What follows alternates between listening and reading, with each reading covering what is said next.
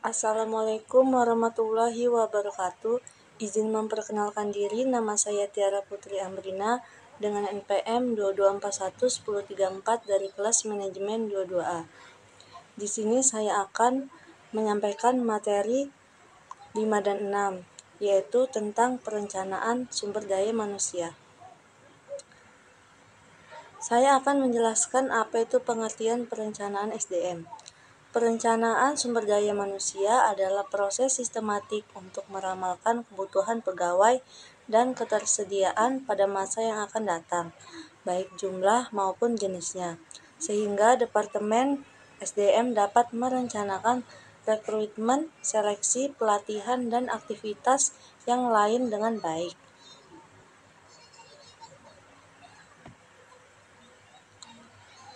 Perencanaan sumber daya manusia atau Human Resource Planning adalah proses sistematis untuk mencocokkan pasokan karyawan internal dan eksternal dengan lowongan-lowongan jabatan yang diperkirakan muncul dalam organisasi sepanjang periode waktu tertentu.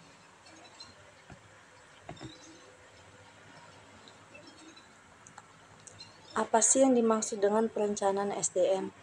Perencanaan SDM adalah proses sistematis untuk meramalkan permintaan atau demand dan penawaran supply SDM di masa depan.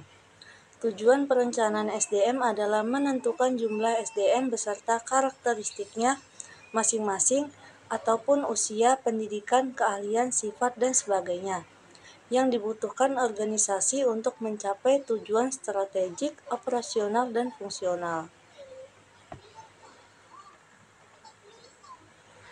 Tujuan perencanaan SDM 1. Memperbaiki pemanfaatan sumber daya manusia, menyesuaikan aktivitas sumber daya manusia dan kebutuhan di masa depan secara efisien. 3. Meningkatkan efisiensi dalam menarik pegawai baru.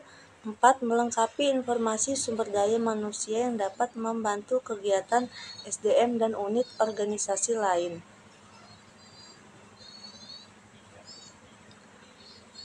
Berikut langkah-langkah perencanaan SDM.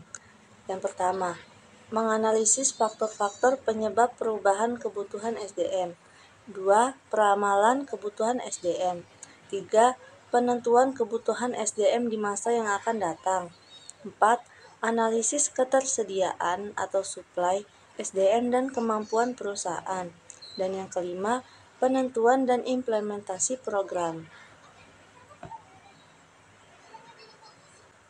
Berikut adalah proses perencanaan SDM.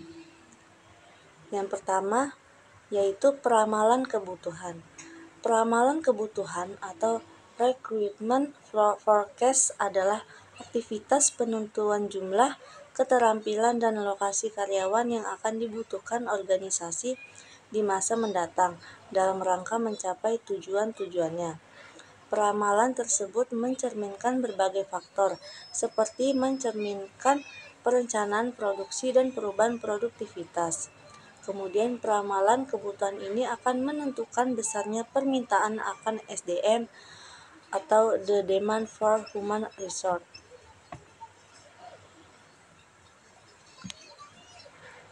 Tiga penyebab permintaan SDM. Yang pertama ada faktor eksternal, kedua faktor organisasi, dan yang ketiga faktor angkatan kerja. Selanjutnya, penyebab permintaan SDM. Faktor eksternalnya meliputi ekonomi, sosial, politik, hukum, teknologi, dan pesaing.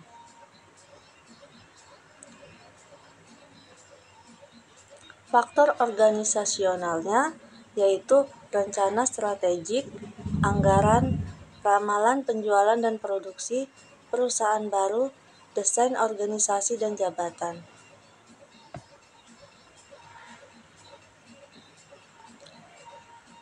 Kemudian faktor angkatan kerja. Yang pertama pensiun, pengunduran diri, pemberhentian, kematian, dan kemangkiran.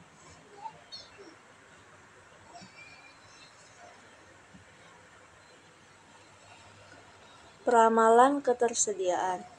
Ramalan ketersediaan atau availability forecast adalah aktivitas untuk memperkirakan kemampuan perusahaan untuk mendapatkan karyawan dengan keterampilan yang dibutuhkan dan dari mana sumbernya. Dalam rangka meramalkan ketersediaan penawaran SDM, manajer sumber daya manusia mengamati sumber-sumber internal atau para karyawan yang dipekerjakan saat ini dan sumber-sumber eksternalnya.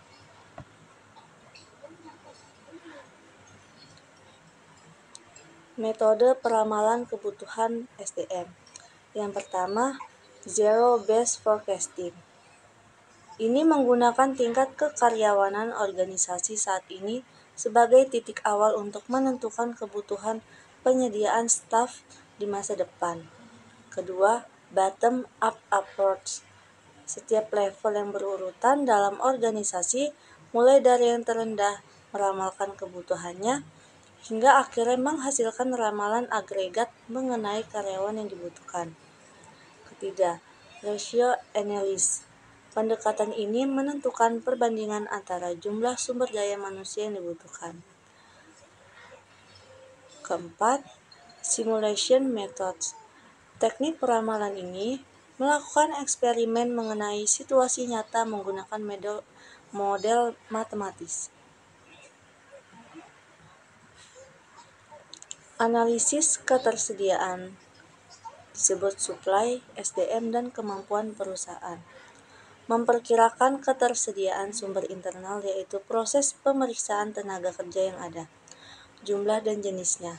Teknik analis yang digunakan yaitu replacement chart, yaitu gambaran singkat mengenai siapa yang menggantikan apabila suatu jabatan kosong.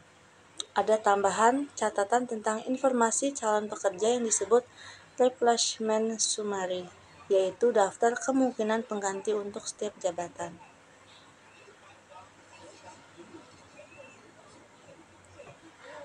Kemudian, alternatif tindakan jika diramalkan defisit atau kekurangan karyawan. Ada perekrutan penciptaan. Pendekatan-pendekatan baru untuk merekrut. Organisasi mungkin harus merekrut di wilayah-wilayah geografis yang berbeda dibandingkan pada masa lalu. Menggali metode-metode baru dan mencari tipe-tipe kandidat yang berbeda. Kemudian insentif kompensasi. Karena persaingan yang ketat dalam mendapatkan karyawan pada situasi permintaan tinggi, perusahaan harus mengandalkan insentif kompensasi. Ketiga, program pelatihan.